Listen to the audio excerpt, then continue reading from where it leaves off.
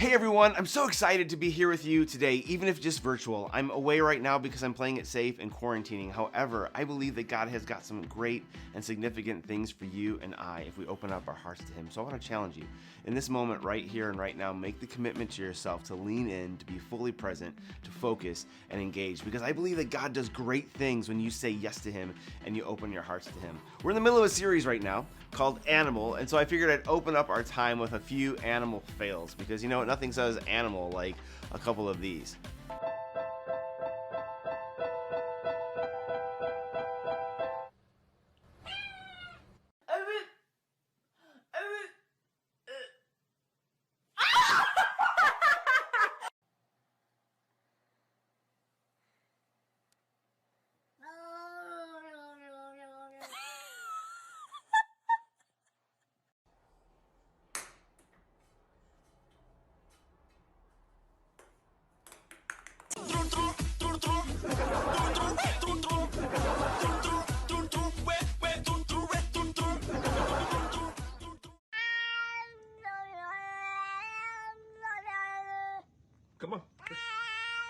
Come on, let's go. You better get up here. Come check this.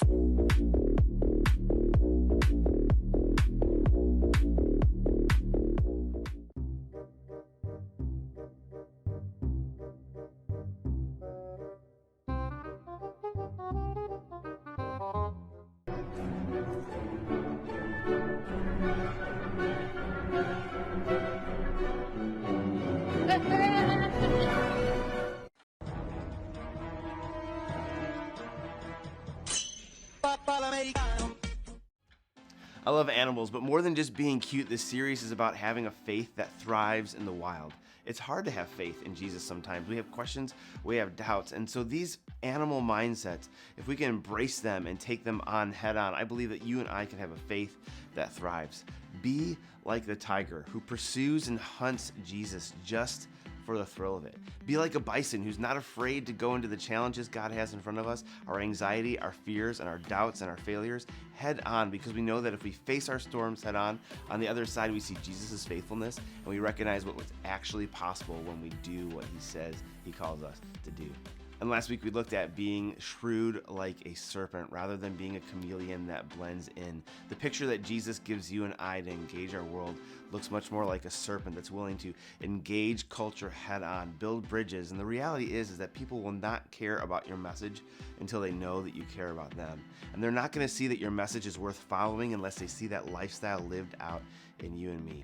A life of following Jesus and standing out go hand in hand. There is no alternative. Jesus calls us a city on a hill, and so we are meant to stand out. So let's embrace that and let's go after it fully.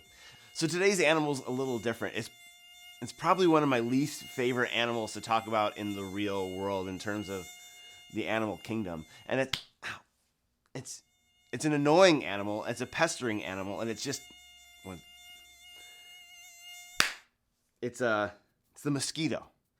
Does anyone hate mosquitoes? I have to tell you, mosquitoes are probably my least favorite creature on the planet. I think one of my first questions after I ask God some big questions about life is going to be, why were mosquitoes created? They're a crazy creature and they drive me nuts. My dad, actually, fun little fact about my dad hates mosquitoes so much that he would kill it on his hand, and then he would tell me, I'm going to leave that one there as a warning to the others. I just don't like mosquitoes. But if we can learn a powerful and potent lesson from the mosquito tonight, I think it can actually change how we see changing the world.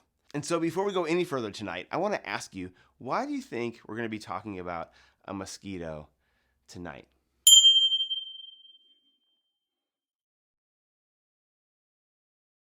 To frame up our conversation tonight, we're going to look at something that happened in the Old Testament in the book of Daniel. Some of you may be familiar with the characters of Shadrach, Meshach, and Abednego, but it's important to know that these books were written by real people in real times and real places.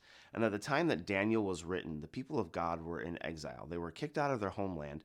They were placed as nomads, and for much of their time, they were being ruled by another authority that told them what they should eat, how they should act, what gods they should follow. And so it was very difficult to be a Jew do in those times. And what I find really interesting in that time period is King Nebuchadnezzar at the time knew he needed to change the world. He wanted everyone to get on his page, and he knew the fastest way to get there was by influencing the youth. If he could take the world's brightest and smartest and best youth and get them on page with his view and his vision for the world, he knew he could change the world. And that's something I think you need to stop and pause and remember right now, is that right now, as young people, you possess a tremendous amount of power for the future. The reality is the future is going to be built around you. And the world knows it. And so the ideas that you embrace, the things that you care about, and the things that you think about matter. And there are so many people that are trying to influence that right here and right now. And so right now, what you're learning and what you possess is a tremendous amount of power. And I can't remember where I heard it. I feel like I've heard it somewhere before, but it kind of goes something like, how does it, oh yeah. Remember, with great power comes great responsibility. And so use your time wisely now in how you're growing and learning and thinking about the world, because I believe that if you can allow this time to be shaped by God and his word, you can change the world. And so King Nebuchadnezzar grabs these Jewish boys and he gives them new names. He gives everybody names under his kingdom and his alignment. And these people are living in kind of like a training ground in a training camp. And so King Nebuchadnezzar wants to like woo them, win them over. And so he gives them all the finest wine, all the finest food, all the finest education, everything that money could buy. King Nebuchadnezzar gives these people. And here are these 3 Jewish boys that are looking at a world where everything is being made available to them. All their doors are being opened for them. And they're posed with a question: do we want to go with where the world is going? Or are we going to live as God has instructed us to live? So Shadrach, Meshach, and Abednego were faced with a choice. In a lot of ways, they were faced with the choice of being shrewd like a serpent or a chameleon and blend in. Do they go along with the culture, or do they find a way to stand out? And they had to ask themselves, how do we trust and obey God and do what he says when the world is telling us to do something different? And so maybe you can relate. I think that's every day for you and me in the world we live in. And so this is incredibly relevant. So for the next couple minutes, I'd like us to do what we've done the past few weeks, which is to break up into some small groups. Junior high, get with some other junior high students and a leader. High school, grab some people and get in a group with some high school leaders and have a conversation about this text. It's so important that you have some time to read it for yourself so that you don't just take my word for it, but that you could have some time handling God's word together. We'll get back together in just a short moment, but have some conversation, be open-minded about it, and let's see where God takes us. We'll see you in a minute.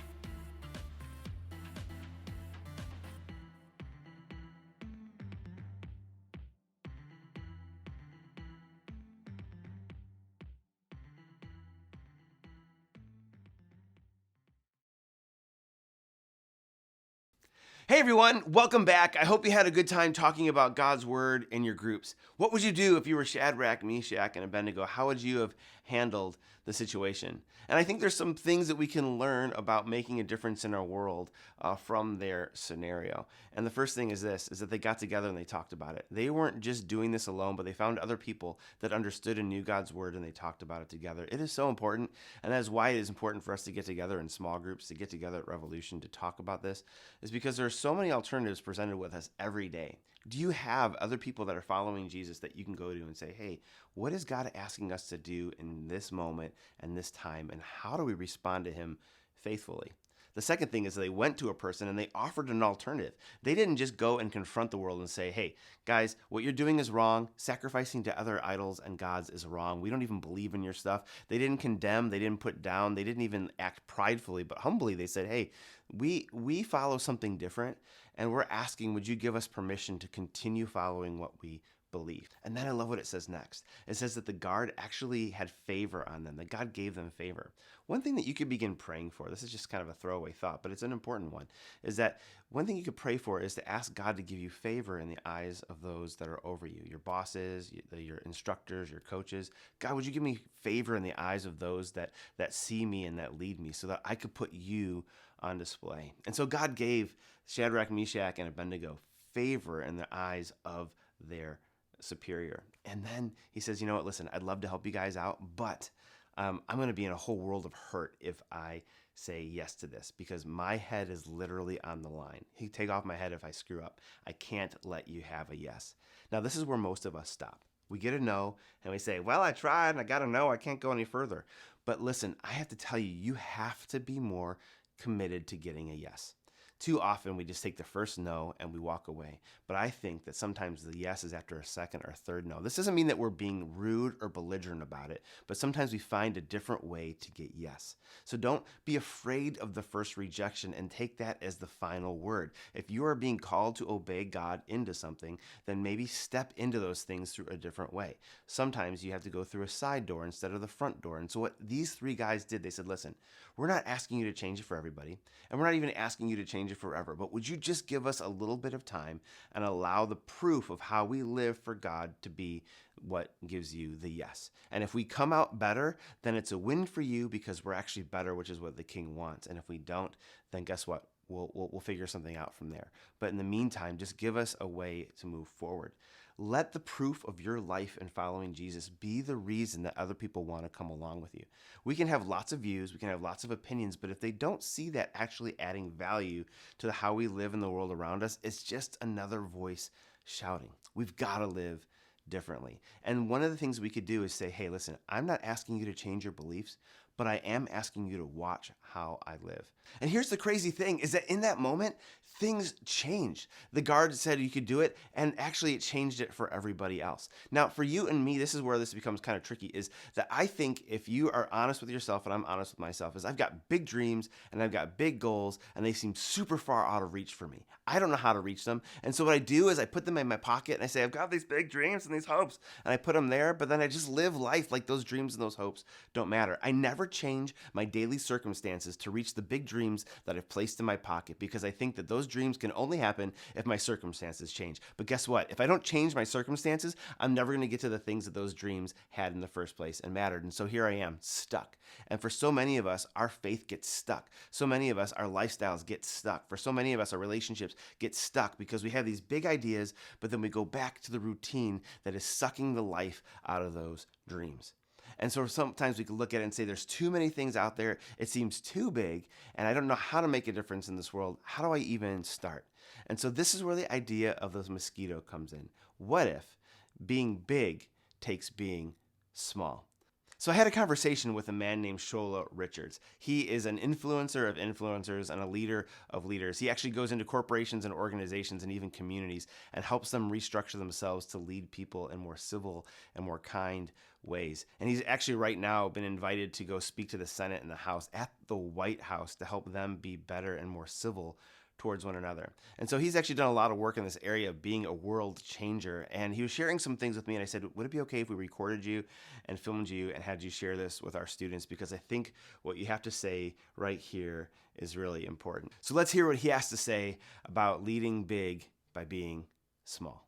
You know, when I think of the next gen leaders, and I think about what I needed when I was young, around what I could do to maximize my leadership potential, I was lucky. I got that lesson from my dad. My dad is from a small country in Western Africa, Sierra Leone. And if you're not familiar with that country, if you're geographically challenged, that's fine. If you've ever watched the Disney movie, The Lion King before, stop playing with me. You know you saw this movie. My dad is Mufasa, okay? That's all you need to know. That's my dad, which makes me Simba. I'll be king one day. However, the lesson that my dad gave me around leadership came from a moment when I was 14 years old. I was bullied a lot as a child. I was bullied because I had really crooked teeth and I stuttered when I talked. So after a rough day at school, I came home and I said, Dad, I'm too small to make a difference in this world. I'm done trying. And I went to my room and I slammed the door like a brat. I just kind of marinated in my teen angst. Stop acting like you don't know what I'm talking about. You know what I'm talking about. Anyway, as I'm sitting in my room, my dad called out to me in a voice I can do pretty well by now. And this was a powerful leadership lesson that stuck with me to this day. He said, Shola, that's how my dad talks. Shola, come here, boy. We need to talk. So I came out of the room. I was like, yeah, Dad, what's up?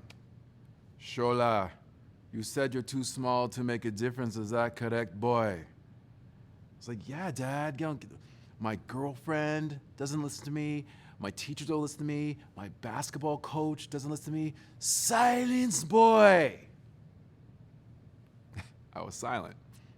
And then he just dropped the knowledge on my head, man. He's like, Shola, whenever you think that you are too small to make a difference, try to fall asleep with a mosquito in the room.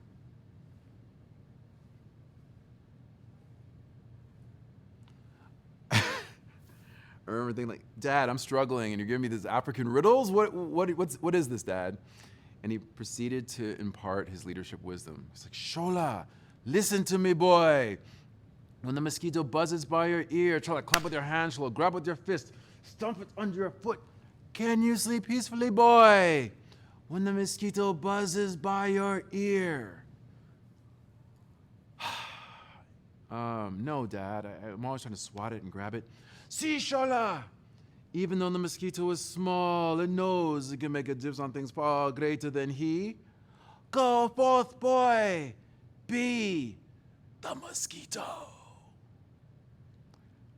And he walked out of the room. That moment changed me. Next gen leaders, I need you to understand what the power of that message means. It's so easy to think of yourself as small. Like, I'm just getting into this. I'm just stepping into this. I'm young. Who am I to have anyone follow me? Who am I to start a movement? Who am I to think that I can change the world? Who am I to believe that I can inspire someone? Who am I to help someone who may be struggling? If you want to have someone lead you or follow you because they choose to, not because they have to, it's the realization that no one is too small to make a difference. If you really want to prove this in a practical way, you know this is true. You can literally go to someone who's sitting alone at the cafeteria and sit with this person and make this person feel special. You made a difference in that moment. When folks are engaging in bullying and making fun of other people, you can either sit on the sideline and be like, oh, I'm glad they weren't bullying me, or stand beside the person who's being targeted, or tell the other people who are doing the bullying to stop. This is a path less traveled, if I'm going to be truly real with you. But all it takes is one moment. You don't have to be some person with 1,000 TikTok followers and the blue verified check after your name. All you have to do to lead is to step into this moment and realize that I am not too small for this. No one is too small for this. Every single leader who you admire started off with the decision that I'm going to step in and go first. If you choose to lead, my challenge to you is be the mosquito, and you'll realize that your influence is far bigger than you ever realized. Go get them, next gen leaders.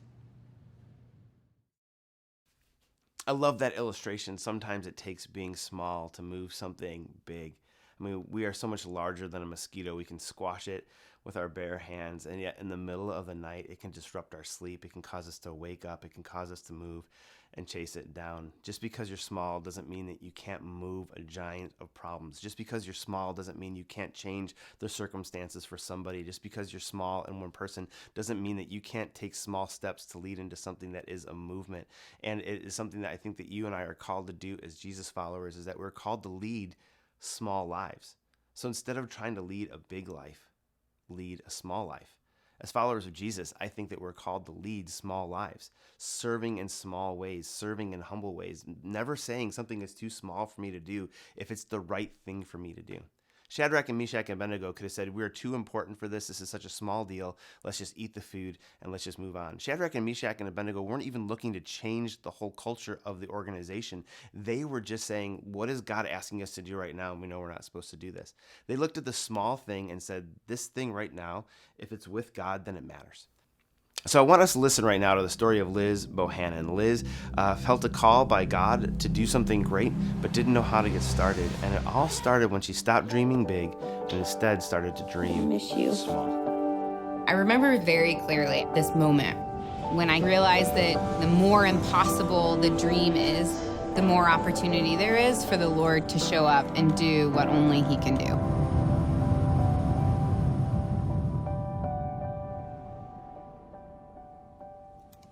I had studied journalism, and throughout my time in university, I became more interested in social justice issues. And I was like, well, I know how I could do this. Ever heard of Nick Kristof? Journalism plus social justice, like, here we go.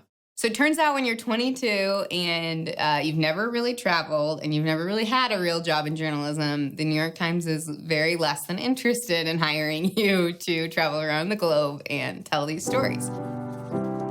I actually had not the first clue about how the world worked.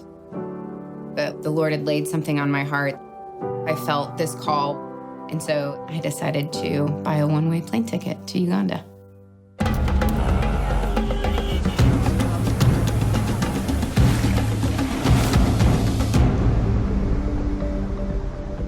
I got connected to Cornerstone Leadership Academy, this incredible 2-year college prep program for the brightest young women in the country, where they had come from and what they had overcome to just be sitting here at this high school just humbled and challenged me. These young women were facing this 9-month gap between high school and university. Back in the village, they faced the incredible amount of social pressure to get married, to start having kids, to not continue their educational path. And then also the reality of them not being able to find a job to pay for university. All of this energy to really become change makers and leaders in Uganda could really dissipate. All of a sudden, those massive social justice issues became 25 faces in a very specific problem. I knew that we needed to create jobs. One of my friends from back home actually suggested, what about those strappy, funky sandals that you made in college that everybody loved? So I went to the school and I hired 3 young women, Mary, Mercy, and Rebecca, and I showed them how to make these sandals. And I said, if you make these sandals for the next 9 months, I promise that you'll go to university in the fall. A few months later, I headed back to the US and started selling sandals out of the back of my car.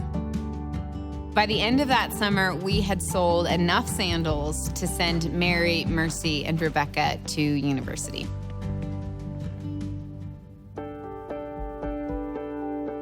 Several years ago, we were 3 women in a patch of grass making sandals underneath a mango tree, and today we're the largest footwear producer in Uganda.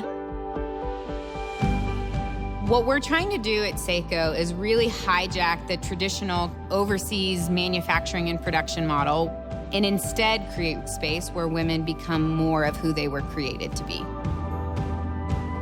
We provide them with not only a fair wage, but full comprehensive health insurance. And we launched the Seiko Fellows Program, which enables women in the United States to sell the product, to earn an income, and to create an impact with their work. Every dollar of Seiko product that a Seiko Fellow sells in the United States directly contributes to her soul sister's university scholarship back here. Last year, we were able to grant each of our university-bound women with a 400% scholarship towards college. And 100% of the women have continued on to university and are either currently in school or have graduated from college and are out in the marketplace pursuing their dreams. I am shocked at how many people go through life without having someone look them in the eye and say, you are awesome, you are bold, you are smart, my company will be better, my community will be better if you will be a part of it. It's really remarkable how transformative that can be for someone. When we first started Seiko, we had no background in business, we had no background in fashion, we had no background in manufacturing. But for me, I've actually realized that the Lord is so graciously inviting me into this story. My job is to just show up and say yes. Honestly, I don't know if I'd have the courage to do what she did. I mean, she bought a one-way plane ticket and headed off to a foreign country, all because she didn't have someone who was a friend from that country. But she realized if she was going to change the world for someone in those circumstances, that she needed to start small by actually getting to know somebody in those circumstances. Sometimes those big dreams need to start small. And guess what? None of us are too small to do something about our dreams. Be the mosquito. And Shadrach, Meshach, and Abednego, they probably had no idea that their choices and their consequences was going to change the circumstances for as many people. They didn't go in there and say, I don't like where I'm at. I don't like who I'm with. I don't like the circumstances. I don't like what they're asking me to do, because what they're asking me to do is what God wouldn't want me to do. They're not out there on social media tweeting about how bad their boss was. They were just literally trying to live the best life in front of people, because they knew if they put God on display, something could happen. And guess what? Something did happen. And it actually changed the lives of those people around them. And because they were obeying God, the atmosphere changed. Their circumstances improved and their livelihood improved. When you trust and step into the things that Jesus has for you, the livelihood and the atmosphere of those around us should change. It should be elevated because we are there. Does the world know that we exist? And it only is going to happen when we take on the mindset of a mosquito, that nothing is too small for us to start with. So I would like to leave us with these thoughts. Don't dream big, dream small. Don't be a dreamer, be a doer. And stop searching for your passion. Don't look for your passion out there, but build your passion. So often we think about like our passion is out there, like it's under a rock hiding. Like if I gotta find my passion, I gotta find what I care about. I gotta find what's big and important and exciting for me. But the reality is that we build our passion and we build our dreams by doing small things. Build your passion by doing the things that God has called you to do right here and right now, and don't wait. Let it unfold into something big. Here's a couple closing thoughts about being a mosquito.